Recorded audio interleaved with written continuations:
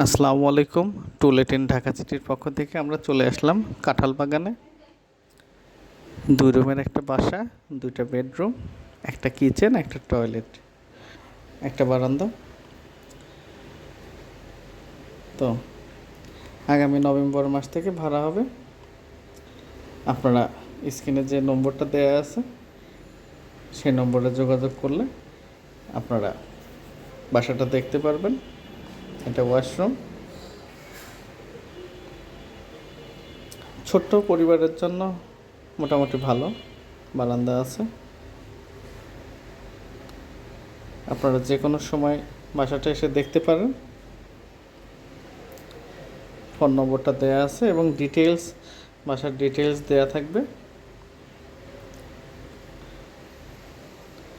আশা করা যায় ছোট পরিবারের জন্য ভালো হবে। ধন্যবাদ।